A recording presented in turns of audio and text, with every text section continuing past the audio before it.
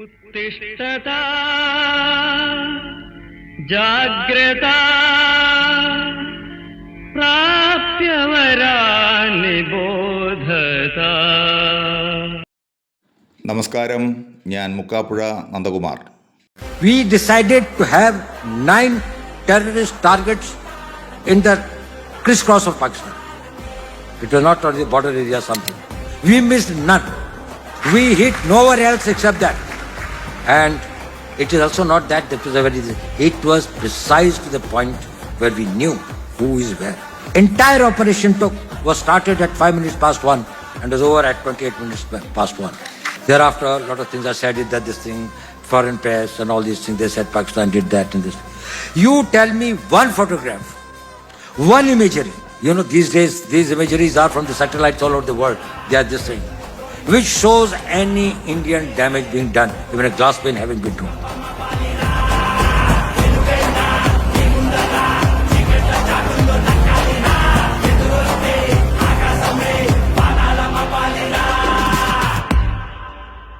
നമ്മൾ ഇപ്പോൾ കണ്ടതും കേട്ടതും പഹൽഗാമിൽ അടിവസ്ത്രം ഊരി മതം നോക്കി കൊല ചെയ്ത ഇസ്ലാമിക ഭീകരരെ സംരക്ഷിക്കുന്ന പാകിസ്ഥാനെതിരെ ലോകരാഷ്ട്രങ്ങളെ അമ്പരിപ്പിച്ചുകൊണ്ട് ഭാരതം നടത്തിയ ഓപ്പറേഷൻ സിന്ദൂറിൻ്റെ സൂത്രധാരനായ അജിത് ഡോവൽ നടത്തിയ പ്രഭാഷണമാണ്. നിങ്ങൾ ഈ ചിത്രം ശ്രദ്ധിച്ചിരുന്നു കൂട്ടരെ? അതോ നാം ഹൈന്ദവരുടെ സ്വതസിദ്ധമായ ശൈലിയിൽ നിസ്സംഗതയോടെ ഇതൊന്നും എന്നെ ബാധിക്കാത്തത് കൊണ്ട് ഞാൻ എന്തിനിതിൻ്റെ കാണാപ്പുറങ്ങൾ തേടി സമയം കളയണം എന്ന സാധാരണ രീതിയിലുള്ള സാമൂഹിക വിഷയങ്ങളിലെ ഹിന്ദു വിരുദ്ധതയെക്കുറിച്ച് ചിന്തിക്കാൻ താല്പര്യമില്ലാത്ത, മെനക്കെടാത്ത ഒരു ശരാശരി ഹൈന്ദവൻ്റെ ചിന്തയിലായിരുന്നു നിങ്ങൾ എന്ന് ഞാൻ പറഞ്ഞാൽ അത് ശരിയല്ലേ? എന്നാൽ ഈ ഫോട്ടോയിൽ ഒരുപാട് ഗൗരവതരമായ ദുരൂഹതകൾ അടങ്ങിയിട്ടുണ്ടെന്ന് നാഷണൽ ഹിന്ദു ലീഗ് കരുതുന്നു. കാരണം ഫോട്ടോയിലുള്ളവർ നിസ്സാരക്കാരല്ലല്ലോ. ഭാരതത്തിൻ്റെ ഓരോ തരി മണ്ണിനെയും ഓരോ ജീവജാലങ്ങളെയും കണ്ണിലെ കൃഷ്ണമണി പോലെ കാത്തു സൂക്ഷിച്ചുകൊണ്ട് ഭാരതത്തെ ലോകഗുരുവാക്കാൻ 24x7 എന്ന് പറഞ്ഞ പോലെ ഊണും ഉറക്കവും ഉപേക്ഷിച്ച് പ്രയത്നിക്കുന്ന മഹർഷി തുല്യനായ ഈശ്വരീയ ചൈതന്യമുള്ള നമ്മുടെ പ്രധാനമന്ത്രി നരേന്ദ്രമോദിയുടെ മനസാക്ഷി സൂക്ഷിപ്പുകാരനും ഭാരതത്തിൻ്റെ സുരക്ഷാ സംവിധാനത്തിൻ്റെ മുഖ്യ കാര്യോപദേശകനും ഓപ്പറേഷൻ സിന്ദൂറിൻ്റെ സൂത്രധാരകനും ഉപജ്ഞാതാവുമായ ഇന്ത്യ വിരുദ്ധരുടെ അജ്ഞാത അന്തകനും ഇന്ത്യൻ ജെയിംസ് ബോണ്ട് എന്ന പേരിൽ ലോകരാഷ്ട്രങ്ങൾ അഭിസംബോധന ചെയ്യുന്നതുമായ സാക്ഷാൽ അജിത് ഡോവലിനോടൊപ്പം കേരള BJP അധ്യക്ഷൻ രാജീവ് ചന്ദ്രശേഖറിൻ്റെ സഹയാത്ര ഒട്ടും യാദൃശ്ചികമല്ല എന്നത് ഏറെ ഗൗരവമുള്ളത് തന്നെയാണ്. നോൺ സ്റ്റോപ്പ് ഫ്ലൈറ്റിൽ 3.5 മണിക്കൂർ ദില്ലി തിരുവനന്തപുരം യാത്രയ്ക്കിടയിൽ ഇവർ എന്തായിരിക്കും സംസാരിച്ചിട്ടുണ്ടാവുക എന്ന് നിങ്ങൾ ആലോചിച്ച് നോക്കിയിട്ടുണ്ടോ? എവിടെ? നമ്മളെന്തിനാണ് ഇതൊക്കെ ചിന്തിച്ച് കൂട്ടുന്നത് അല്ലേ? എന്നാൽ കേട്ടോളൂ, ഇവരുടെ ഈ വിമാനയാത്രയുടെ ഫോട്ടോ പുറത്തു വന്നതോടെ മതേതര മുഖംമൂടി അണിഞ്ഞുകൊണ്ട് കേരളത്തിലെ ഹൈന്ദവരെ ഏകപക്ഷീയ മതേതരത്വം പഠിപ്പിച്ച് നടക്കുന്ന ഇസ്ലാമിക ഭീകരരുടെയും അവരുടെ സംരക്ഷകരായ വിവിധ രാഷ്ട്രീയ നേതൃത്വങ്ങളുടെയും ഉറക്കം നഷ്ടപ്പെട്ടിരിക്കുകയാണ്. രാജ്യത്തിൻ്റെ സുരക്ഷയ്ക്ക് ഭീഷണി ഉയർത്തിയ മലയാളികളായ 36 ഇസ്ലാമിക ഭീകരരെ രാത്രിക്ക് രാത്രി ഒരു ഈച്ച പോലും അനങ്ങാതെ അറിയാതെ മലപ്പുറത്തു നിന്നും ഒറ്റയടിക്ക് പൊക്കി തീഹാറിലെ കൽത്തുറങ്കലിലടച്ച ഇന്ത്യൻ ജെയിംസ് ബോണ്ടിനോടൊപ്പമാണ് കേരള BJP പ്രസിഡൻറ്റിൻ്റെ യാത്ര എന്നത് നമുക്ക് വെറുതെ തള്ളിക്കളയാനാവുന്ന ഒന്നല്ല എന്നാണ് ഞങ്ങൾ കരുതുന്നത്. മലപ്പുറം റെയ്ഡിന് ശേഷം പോപ്പുലർ ഫ്രണ്ട് എന്ന ഇസ്ലാമിക ഭീകര സംഘടനയെ ഭാരതത്തിൽ നിരോധിച്ചു എങ്കിലും ഇതിലെ പ്രവർത്തകരെല്ലാം തന്നെ ഇസ്ലാമിക നെഹ്റുവിയൻ കോൺഗ്രസിലും കമ്മ്യൂണിസ്റ്റ് മതത്തിലും ചേക്കേറിയിട്ടുണ്ട് എന്നത് പകൽ പോലെ വ്യക്തമാണല്ലോ. എന്നാൽ തങ്ങൾക്ക് സ്വന്തം പാളയം വേണമെന്ന് ശഠിച്ചവർ സുഡാപ്പി എന്ന മേൽവിലാസവുമായി തങ്ങളുടെ മിഷൻ 2047 എന്ന ദൗത്യത്തിനായി രംഗത്തുണ്ട്. ആഗോള ഇസ്ലാമിക ഭീകര സംഘടനയായ ജമാഅത്തെ ഇസ്ലാമി കേരള രാഷ്ട്രീയത്തിലെ രാഷ്ട്രീയ സംഘടനകളെ മുഴുവൻ വിഴുങ്ങിക്കഴിഞ്ഞു എന്നാണ് കേന്ദ്ര ഇൻ്റലിജൻസ് റിപ്പോർട്ട് എന്ന് നമ്മൾ അറിയുന്നു. നമ്മുടെ പ്രധാനമന്ത്രി ഇന്നലെ തിരുവനന്തപുരത്ത് പ്രസംഗിച്ചതുപോലെ കേരളത്തിലെ രാഷ്ട്രീയ പ്രസ്ഥാനങ്ങളെ വിശിഷ്യ കോൺഗ്രസിനെ നക്സലിസത്തേക്കാൾ കാഠിന്യമുള്ള കമ്മ്യൂണിസവും ആഗോള ഇസ്ലാമിക ഭീകരതയും ചേർന്ന് വിഴുങ്ങി എന്നത് പകൽ പോലെ യാഥാർത്ഥ്യമാണ്. മറ്റൊന്ന്, ക്രൈസ്തവ വിഭാഗത്തിലെ മതമൗലിക തീവ്രവാദികളും രാജ്യവിരുദ്ധ പ്രവർത്തകരിൽ വ്യാപൃതരുമായ ചില വിഭാഗങ്ങൾ കോൺഗ്രസിനോട് ചേർന്ന് നിൽക്കുന്നു എന്നതും നാം ഏറെ ശ്രദ്ധിക്കേണ്ടതായിട്ടുണ്ട്.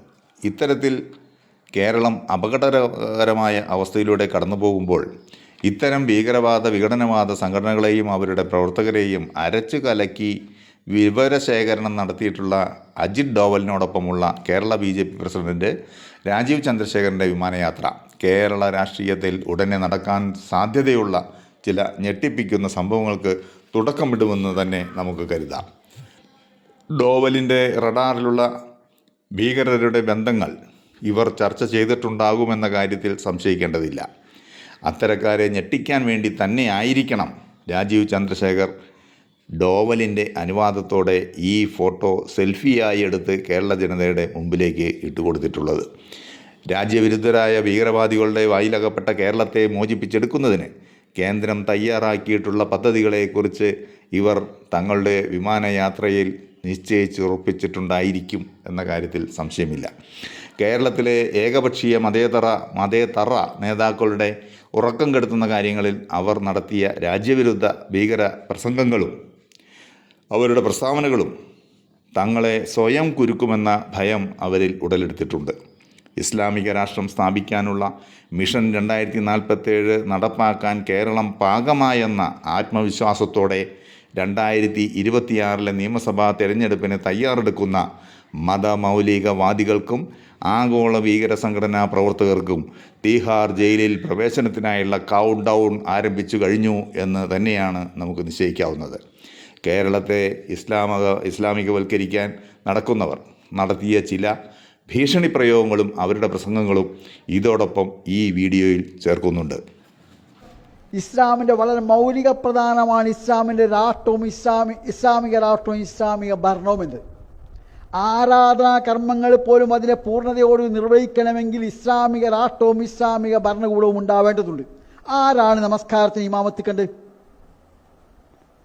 ഇസ്ലാമിക രാഷ്ട്രത്തിൻ്റെ ഭരണ ഖലീഫയാണ്, അല്ലെങ്കിൽ അദ്ദേഹം നിശ്ചയിക്കുന്ന ഗവർണറാണ്, അല്ലെങ്കിൽ അവർ നിശ്ചയിക്കുന്ന ഉദ്യോഗസ്ഥരാണ്. ഇസ്ലാമിക ഭരണമുള്ള സ്ഥലത്ത് ഇസ്ലാമിൻ്റെ ഭരണം സ്വീകരിക്കാൻ സൗകര്യമുള്ളവർ വന്ന് ജീവിച്ചാൽ മതി. പോലീസും പട്ടാളും മാറി നിൽക്കുകയാണെങ്കിൽ നിങ്ങൾ 80% മുസ്ലിങ്ങൾ 20% ആ 20 മതി നിങ്ങളെ നേരിടാൻ. ഞങ്ങൾക്ക് മതമാണ് പ്രശ്നം. അത് ഞങ്ങളുടെ ഐഡന്റിറ്റിയാണ്. കൊക്കിലെ ശ്വാസം വിലക്കുന്നവരെ മതം തന്നെയാണ് ഞങ്ങളുടെ വിശ്വാസത്തിന്റെ അകക്കാമ്പ്. ഇനി വരെ വെറുതെ നിൽക്കാൻ സമ്മതിക്കരുത്. നമുക്ക് വലിയ ദൗത്യമുണ്ട് ഇവിടെ, വലിയ ദൗത്യമുണ്ട്. ഇവരെ തുടച്ചു നീക്കിയാൽ അള്ളാന്റെ ദീൻ കേരളത്തിൽ പത്തായി. ഞാൻ ഒന്നുകൂടെ പറയും, ഈ സക്കാഫ് മർക്കസ് സക്കാഫത്ത് സുന്നിയെ പൂട്ടിയിട്ട് സക്കാഫി പത്ത് ഒഴിവാക്കിയാൽ കേരളത്തിൽ 10 കൊല്ലം കൊണ്ട് ഇസ്ലാമിന്റെ രാജ്യമാക്കി മാറ്റി നമ്മൾ കേരളം. ജമാഅത്തെ ഇസ്ലാമിയുടെ അടിസ്ഥാന ആശയം ഒരു മതരാഷ്ട്രവാദമാണല്ലോ അവരുടെ അടിസ്ഥാന ആശയം എന്ന് പറയുന്നത് തന്നെ. അവര് ആ വാദമൊന്നും അവരില്ല, അങ്ങനത്തെ ഒരു മതരാഷ്ട്രവാദം അവരിപ്പോ ഉന്നയിക്കുന്നില്ല. BD സതീശൻ പറയുന്നതാണോ യാഥാർത്ഥ്യം? ജമാഅത്തെ ഇസ്ലാമി മതരാഷ്ട്രവാദം അവസാനിപ്പിച്ചോ? മതരാഷ്ട്രവാദമില്ലെന്ന് ജമാഅത്തെ ഇസ്ലാമിയുടെ വാദം പൊളിയുകയാണ്. ആരാധന പൂർത്തിയാകണമെങ്കിൽ പോലും ഇസ്ലാമിക രാഷ്ട്രം വരണമെന്ന് ജമാഅത്തെ ഇസ്ലാമി ഷൂറ അംഗം ഷെയ്ഖ് മുഹമ്മദ് കാരക്കുന്നിന്റെ പ്രസംഗം. മഹല്ലും ഹിലാൽ കമ്മിറ്റിയുമൊക്കെ ഇസ്ലാമിക രാഷ്ട്രം വരുന്നതുവരെയുള്ള താൽക്കാലിക സംവിധാനമെന്നും ഷെയ്ഖ് മുഹമ്മദ് പറഞ്ഞു. ആവശ്യങ്ങൾ നിറവേറ്റാൻ മതേതര മുഖം മൂടി അണിയുന്ന ഈ തീവ്രവാദികളുടെ പൊയ്മുഖമാണ് ഇവിടെ വെളിച്ചത്തായത്. പ്രബോധനം 50ാം വാർഷിക പതിപ്പിലൂടെ സ്വയം തുറന്നു സമ്മതിക്കുന്ന ജമാഅത്ത് അജണ്ടകളാണിത്. ജമ്മു കാശ്മീരിൽ തീവ്രവാദം വേരുപിടിച്ചപ്പോൾ അതിനു വളമിട്ടത് ജമാഅത്തെ ഇസ്ലാമിയുടെ സ്വാധീനമാണ്. താഴ്വരയെ നടുക്കിയ ഹിസ്ബുൽ മുജാഹിദ്ദീൻ ജമാഅത്തിന്റെ സ്വന്തം പോഷക സംഘടനയാണ്. കൊടും ഭീകര സംഘടനയായ അല്ലാഹ് ടൈഗേഴ്സിനെ രൂപീകരിച്ചതും ഇതേ ജമാഅത്ത് തന്നെ. തീവ്രവാദ ഗ്രൂപ്പുകളെ ഏകോപിപ്പിക്കുന്ന കമാൻഡ് സെന്ററായി ജമാഅത്ത് പ്രവർത്തിക്കുന്നു. ജിഹാദി കൗൺസിൽ ചെയർമാൻ അലി മുഹമ്മദ് ദാർ ജമാഅത്തിന്റെ ഉന്നത നേതാവുമാണ്. മതരാഷ്ട്രം ലക്ഷ്യമാക്കി തീവ്രവാദത്തെ മാർഗമാക്കുന്ന ജമാഅത്തെ ഇസ്ലാമിയെ വെള്ളപൂശുന്ന പ്രതിപക്ഷ നേതാവ് ആരെയാണ് പിന്തുണയ്ക്കുന്നത്? രാജ്യത്തെ ഉറ്റുകൊടുക്കുന്ന ഭീകരവാദികളെയും അവരുടെ വിനാശകരമായ ആശയങ്ങളെയുമാണ്. സതീശന്റെ കോൺഗ്രസ് ആണോ മതേതരത്വത്തിന്റെ കാവൽക്കാർ? ഭീകരതയ്ക്ക് വിടുപണി ചെയ്യുന്നവർ ജനാധിപത്യത്തിന്റെ സംരക്ഷകരല്ല, അന്തകരാണ്. ആർക്ക് അനുകൂലമായിട്ടാണ് നിന്നിരുന്നവര്? അവര് മുസ്ലിം സമുദായത്തിന് അനുകൂലമായിട്ടാണ് കോൺഗ്രസ് പാർട്ടി നിന്നിരുന്നത്. പിന്നെ PV നരസിംഹറാവു വരെയല്ലേ കാര്യങ്ങൾ പോയിട്ടുള്ളൂ. ഇപ്പോഴും കോൺഗ്രസിന്റെ സമീപനം അങ്ങനെ തന്നെയാണ്. ആരും പോയില്ലല്ലോ. പ്രാൺ പ്രതിഷ്ഠയ്ക്ക് ഏതെങ്കിലും കോൺഗ്രസ് നേതാക്കന്മാർ പോയോ? ഇന്ന് കൂറുമാറിക്കൊണ്ട് ഉള്ളിൽ കൂടെ പണിയെടുത്തുകൊണ്ടിരുന്ന അശോക് ചവാനും കമൽനാഥൊക്കെ പുറത്തു കൊണ്ടുവരും. അവർ പുറത്തു പോയിക്കോട്ടെ, കുഴപ്പമൊന്നുമില്ല. കോൺഗ്രസ് നേതാക്കന്മാർ വലിയ ഇതല്ലല്ലോ. അങ്ങനെ ഞാൻ പറയാൻ എന്തിന്? നമ്മുടെ ഈ ലക്ഷദ്വീപിലെ ആൾക്കാർക്ക് ഗിരിവർഗ സ്റ്റാറ്റസ് ഉണ്ട്, അറിയോ? ചിലർ തങ്ങന്മാരാണ്, അവർ ഗിരിവർഗക്കാരുമാണ്, ട്രൈബൽ. അതിന് പുറമെ അവർക്ക് നമ്മൾ പറയാ ഷെഡ്യൂൾഡ് കാസ്റ്റിന്റെ ഇതും കിട്ടുന്നുണ്ട്, സംവരണവും കിട്ടുന്നുണ്ട്. അപ്പൊ അതെങ്ങനെയുണ്ട്? അതൊക്കെ ഈ രാജ്യത്ത് നടപ്പാക്കിയിരുന്നു ഒരു കാലഘട്ടത്തിൽ. ഇതിപ്പോ കോൺഗ്രസ് മാത്രമല്ല, അതിനുശേഷം വന്നിട്ടുള്ള ജനതാ പരിവാർ മുഖ്യമന്ത്രിമാർ ലാലു പ്രസാദ് യാദവും മുലയം സിംഗ് യാദവും അടക്കമുള്ളവർ. അവിടെ മുലയം സിംഗ് ആണ് പൂട്ടിട്ടത്. ഇവിടെ ഇവിടെ നമ്മുടെ കാശി ഇതിൽ തർക്കം വന്നപ്പോൾ അത് പൂട്ടണം 1993. ലാലു പ്രസാദ് യാദവാണ് LK അദ്വാനിയെ പിടിച്ച് അറസ്റ്റ് ചെയ്തത്. അപ്പൊ നമ്മൾ കൂട്ടായ്മ മാത്രമല്ല, നമ്മളുടെ കൂട്ടായ്മ മാത്രമല്ല, ഇന്ന് കേരളത്തിൽ ആഗമനം നടക്കുന്ന മാതിരി എല്ലാ സമൂഹങ്ങളിലും നമ്മളോട് ചേർന്ന് നിൽക്കുന്ന ആൾക്കാരെ കൂട്ടുപിടിച്ച് രാഷ്ട്രീയത്തിൽ മാത്രമല്ല വിദ്യാഭ്യാസ രംഗത്തായാലും മറ്റെന്ത് രംഗത്തായാലും അവരെല്ലാം കൂട്ടുപിടിച്ചുകൊണ്ട് നമുക്ക് മുന്നേറണം. അല്ലാതെ ചെറിയ അഭിപ്രായ വ്യത്യാസം ഉണ്ടാവും. ഇസ്ലാമിന്റെ ആവിർഭാവ കാലഘട്ടത്തിൽ തന്നെ സൈദ്ധാന്തികമായിട്ടുള്ള അഭിപ്രായ വ്യത്യാസങ്ങളൊക്കെ ഉണ്ടാവും.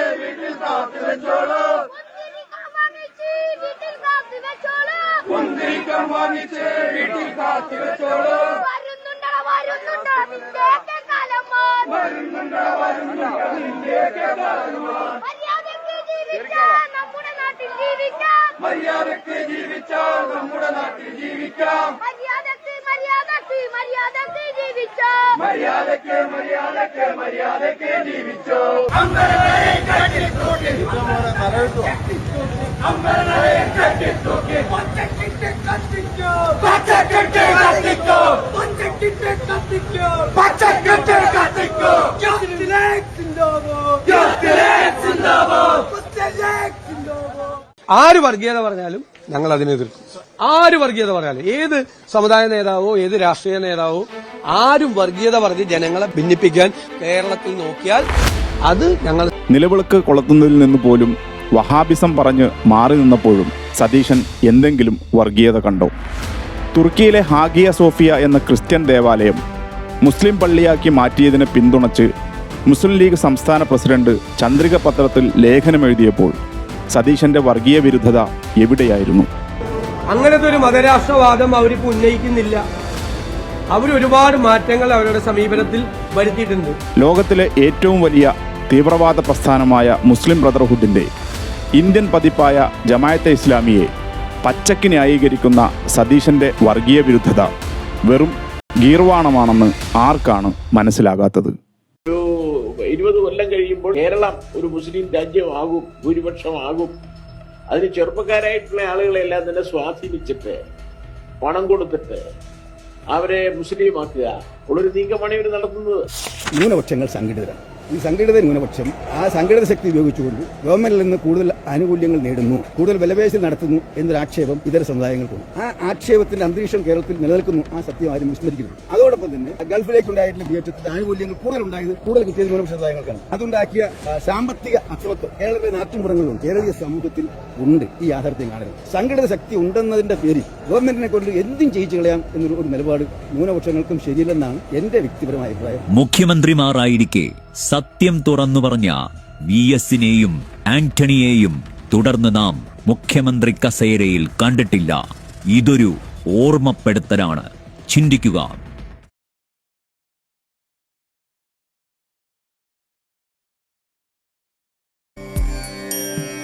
വന്ദേ മാതരം, വന്ദേ മാതരം, സുജലാ സുഫലാ മലയജ ശീതലാ സസ്യശ്യാമലാ മാതരം, വന്ദേ മാതരം, ശുഭ്രജ്യോത്സ്നാ പുലകിതയാമിനീ പുല്ലകുസുമിത ദ്രുമദള ശോഭിനീ സുഹാസിനി സുമധുര ഭാഷിണി സുഖദാം വരദാം മാതരം, വന്ദേ മാതരം, വന്ദേ മാതരം.